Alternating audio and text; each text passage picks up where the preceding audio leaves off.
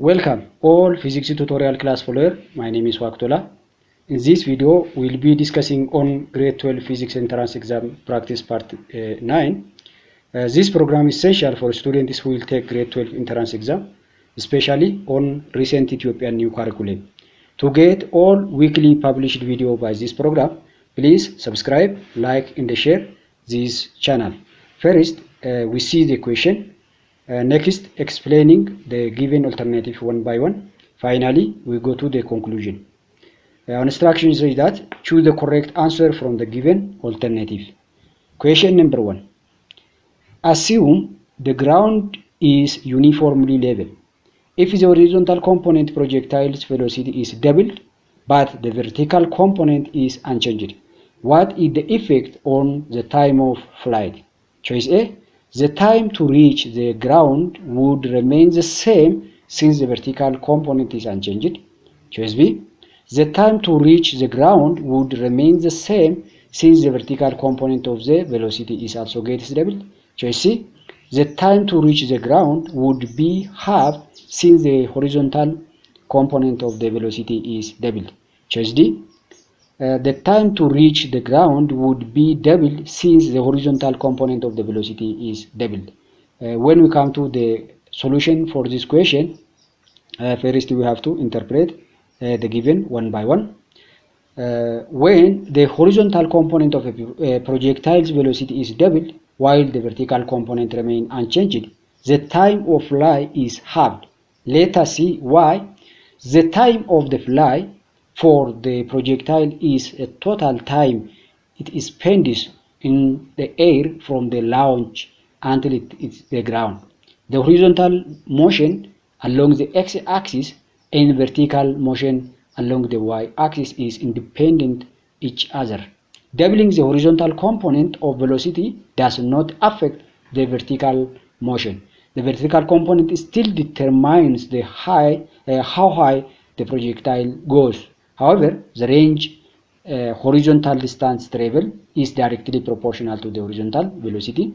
Doubling the horizontal velocity doubles the range. Since the range is halved when the horizontal velocity is halved, the time of flight also halved. Therefore, the correct answer is C. C says that the time to reach the ground would be halved since the horizontal component of the velocity is doubled. The next question.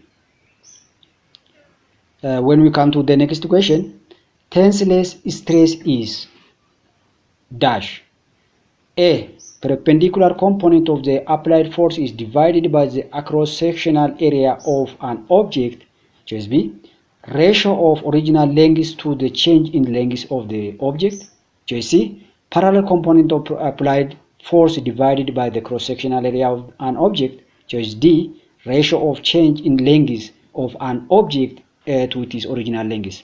When we come to the definitions of tenseless stresses, is the parallel component of the applied force divided by the cross-sectional area of an object.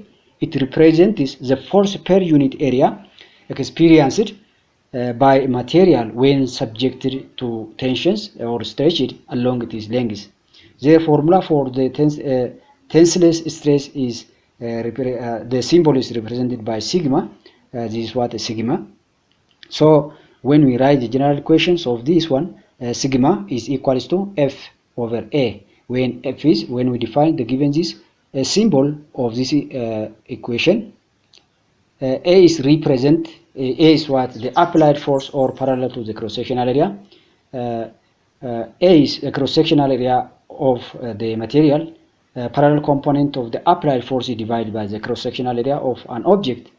Since from the given this one, according to the given, the correct answer is the cross-sectional area. Says that parallel component applied to divided by the cross-sectional area means the correct answer for this one is what?